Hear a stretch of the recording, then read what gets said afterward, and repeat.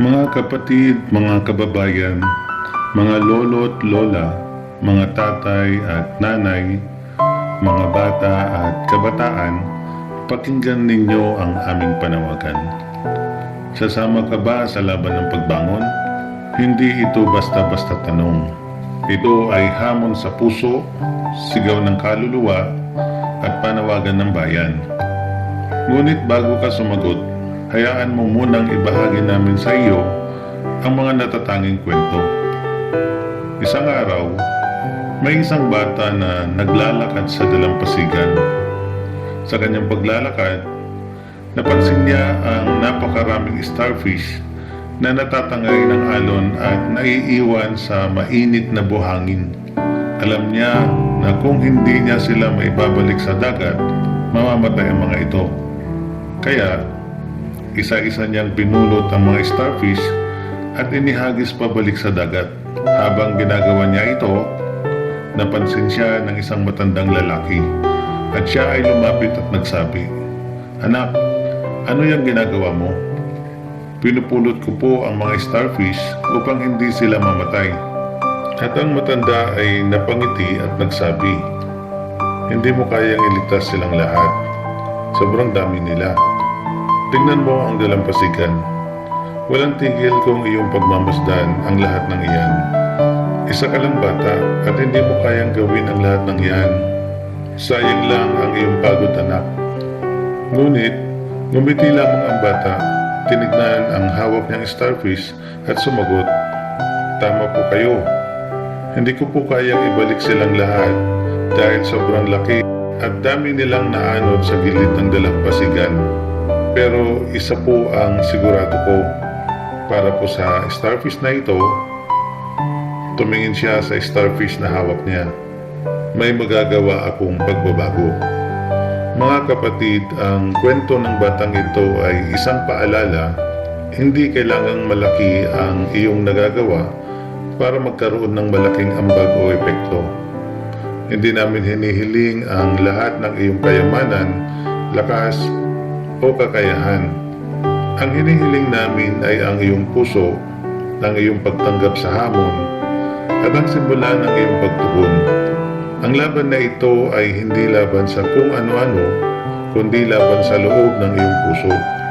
Oo, magsisimula ito sa laban sa loob ng iyong puso. Dahil ang isang tao na may malasakit at may pananampalataya ay sapat na upang magsindi ng liwanag sa isang lugar na nababalot ng kadiliman. Alam mo ba kung sino talaga ang tunay na makakatulong sa labanan at lakbaying ito? Ang mga tao lamang na panalo sa labanan na hindi nakikita ng mata ng mga tao. Muli, kami ay muling magtatanong, nais mo ba talagang makita ang iyong bansa na bumangon? Nais mo bang bigyan ang susunod na henerasyon ng isang pag-asa ng pagbangon?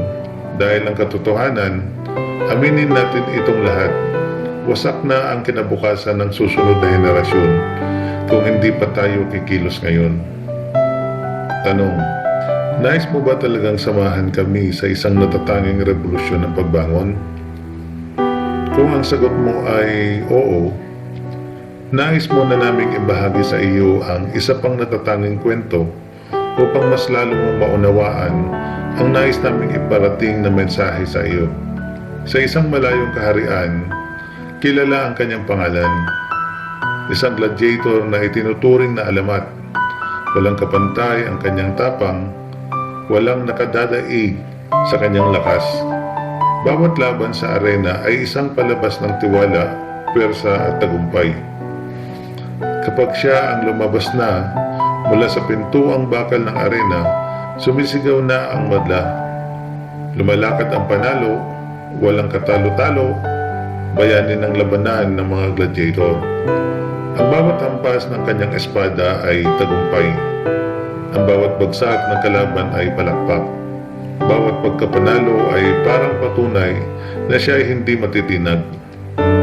Ngunit isang araw, sa gitna ng kanyang kasikatan, sa isang gabi ng katahimikan, umarap siya sa isang piling bilang ng mga tagasunod. Tahimik ang lahat. Inaasahan nilang marinig nila ang sikreto ng kanyang lakas, ang kanyang teknik, ang kanyang diskarte, ang kanyang kakaibang galing sa pakikipaglaban. Ngunit walang sino man ang handa sa kanyang isiniwalat. Sa malamlam na tinig, siya'y nagsalita. Mali ang pananaw ng marami sa inyo. Ang totoo, hindi ako palaging panalo. Nagkatinginan ang lahat. Sa arena, oo, wala pang nakatatalo sa akin. Pero sa loob ng aking puso, doon ako madalas talo. Napuno ng katahimikan ang silid. Ang mandirigmang kanilang hinahangaan, ang simbolo ng tagumpay, ay ngayon ay nagpapakumbaba sa kanilang harapan. Ang kanyang tinig, tila basag. Ang kanyang mga mata, tila may tinatagong luha. Ang pinakamahirap kong laban ay hindi laban sa espada, kundi laban sa pagod ko ng kaluluwa. Laban sa mga tanong na hindi kayang sagutin ng tagumpay ko sa arena. Laban sa lungkot na hindi kayang palitan ng mga sigawan ng madla. Doon nila naunawaan na kahit ang pinakamalakas ay may kahinaan. Na kahit ang tila panalo sa mata ng mundo ay may laban ding pilit nilalabanan sa silid ng katahimikan. At sa harap ng lahat ng kanyang tagumpay, sa tago naman ay ang kanyang talo ng puso at pagkatao. Ito ang labang hindi nakikita ng mata ng tao. Ngunit ito rin ang pinaka-pinaglalabanan ng marami sa atin dito. At madalas ding talunan katulad ng gladiator sa kwento. At kung hindi pa sapat ang kwento ng gladiator, pakinggan natin ang mensahe ng isang awitin na tumagos sa puso ng maraming Pilipino mula sa awitin ni Gary Valenciano na pinamagat ang The Warrior is a Child.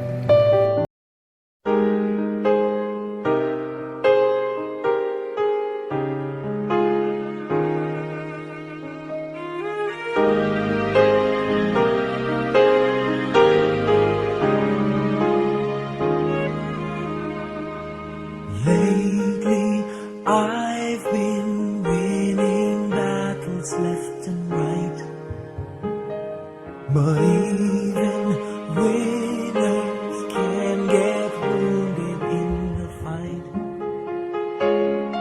People say that I'm amazing, I'm strong beyond my years. But they don't see inside of me, I'm hiding all the tears. They don't know that I come running home when I fall down. They don't know who picks me up when no one is around. I drop my sword and cry for just a while. Deep inside this armor, the warrior is a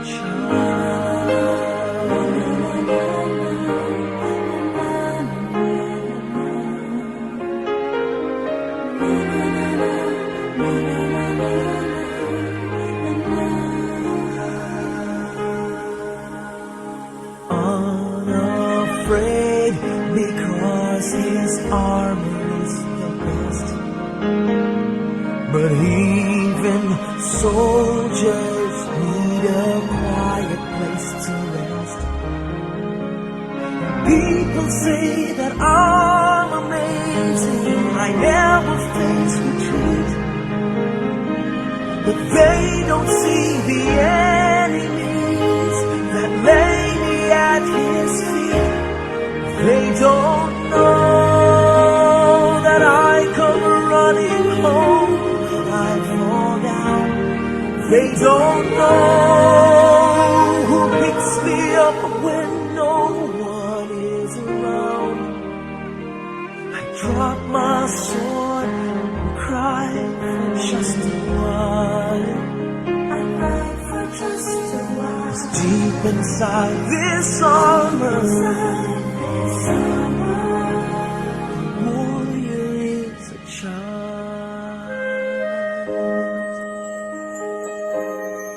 Marahil madami din dito ang nakalasap na ng mga tagumpay dito sa mundo.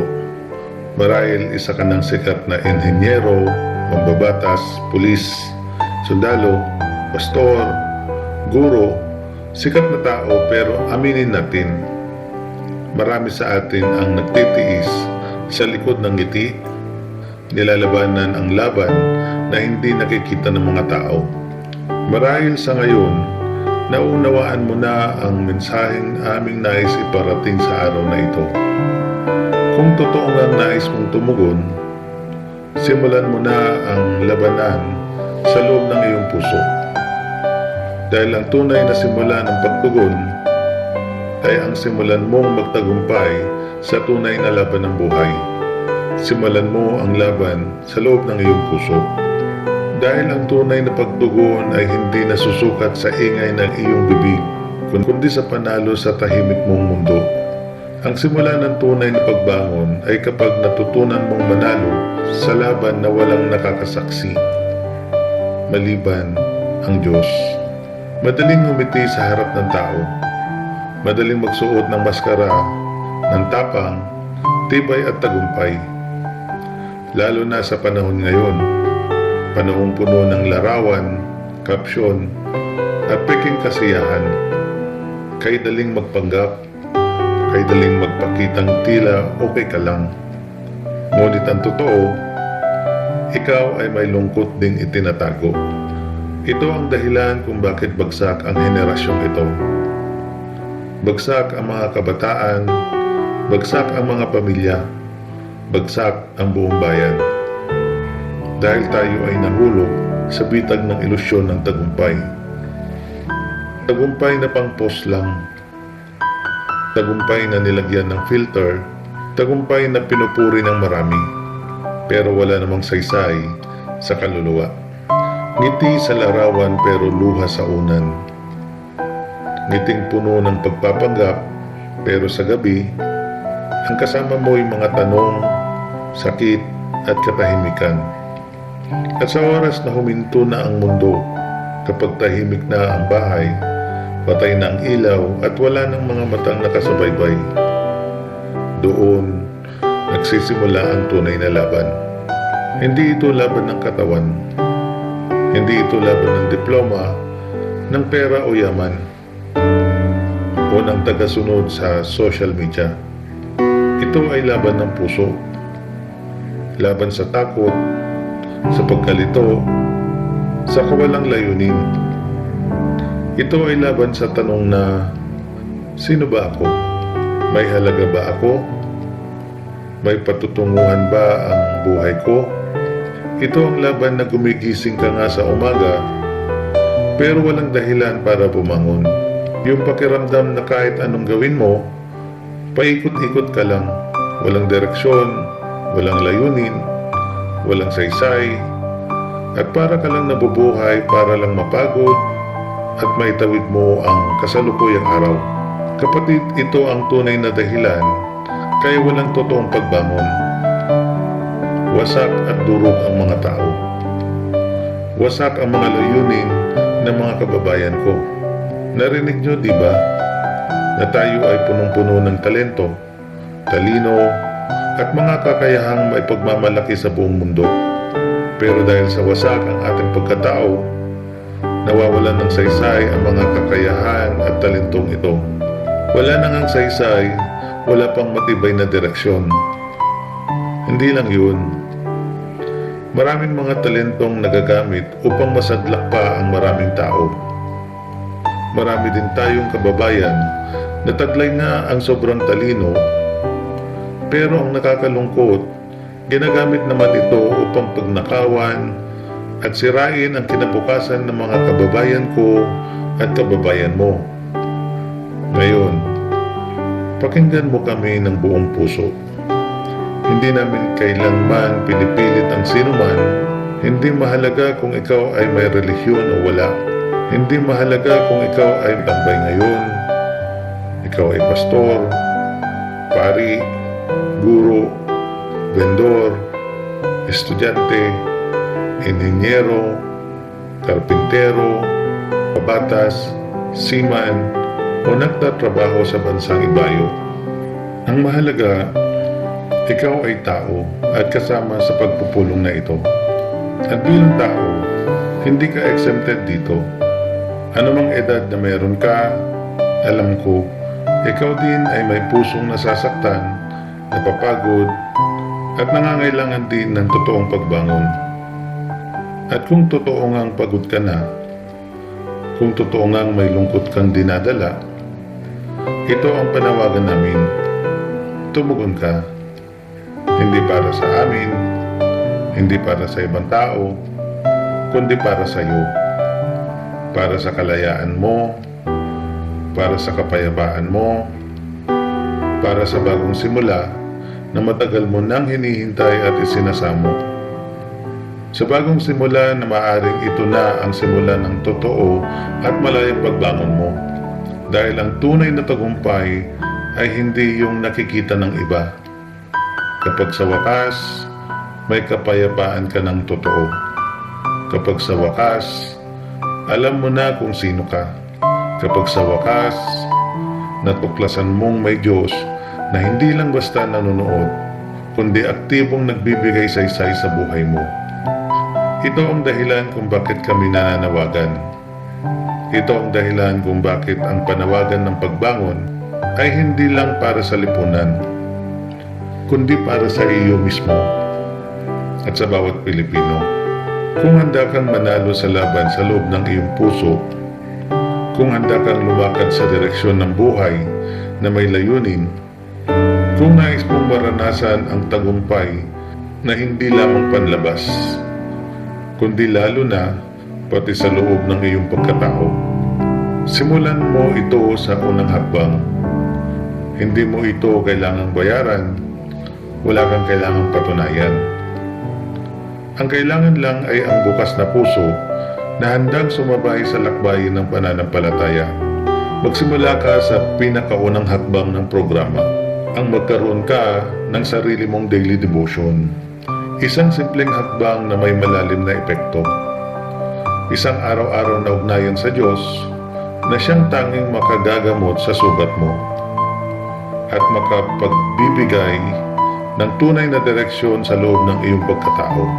Nasaksihan mo ang mga ngiti, saya at tagumpay ng mga taong nagbigay ng kanilang patotoo. Isang patotoo ng tagumpay sa kaibuturan ng kanilang puso. Nais din naming maranasan mo ang totoong tagumpay at pagbangon. Magsimula ka na din sa sinasabi naming daily devotion. Ito ang unang hakbang ng pagbangon. Ito ang nais namin na iyong pagtugon. Ang lumakad ka sa iyong lakbayin at laban sa buhay na kasama mo ang Diyos. Pati na din ang kanyang salita na laging aalalay sa iyo. Ito ang revolusyon na aming isinusulong. Hindi gamit ang armas, kundi gamit ang panalangin, paninindigan, at pananampalataya. Ito ang revolusyon ng kabutihan laban sa kasamaan, ng kaliwanagan laban sa kalituhan, ng pag-asa laban sa takot, ng layunin laban sa kawalang direksyon ng buhay. Kaya't muli, tinatanong ka namin, sasama ka ba sa revolusyon ng pagbangon? Kung ang sagot mo ay oo, huwag mo na itong ipagpaliban. Ngayon na ang oras. Simulan mo na ang unang hakbang, ang pagharap at pagtatagumpay sa pinakamahalaga mong laban, ang laban sa loob ng iyong puso. At kung ikaw ay handa na, nais ka naming ipanalangin, hindi para kontrolin ang iyong hakbang, kundi upang samahan ka sa isang buhay na may tunay na layunin, direksyon at tagumpay. Ito ang hamon, hindi para mapasunod ka, kundi para mapalaya ka, para makalakad ka sa landas na hindi batay sa mundo, kundi batay sa kalooban ng Diyos na may magandang plano para sa buhay mo. Basahin natin ang Jeremiah 29:11. Sapagkat batid kong lubos ang mga plano ko para sa inyo, mga planong hindi ninyo ikakasama, kundi para sa inyong ikabubuti. Ito'y mga planong magdudulot sa inyo ng kinabukasang punong-puno ng pag-asa.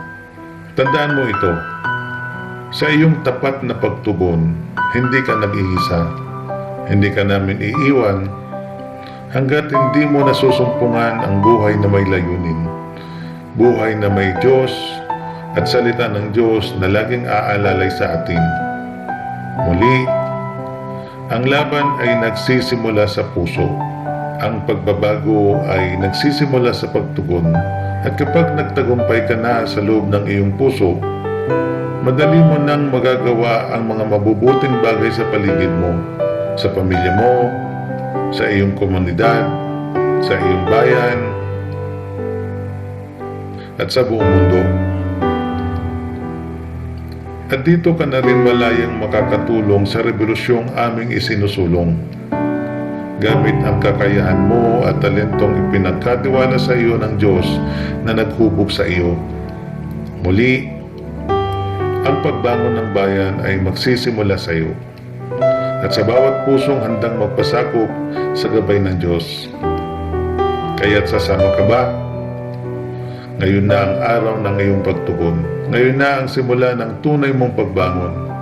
At sa lahat ng tutugon sa panawagan ng pagbangon, nais namin kayong ipanalangin upang sa unang hakbang nyo sa labang ito ay pagtagumpayin din kayo ng Diyos.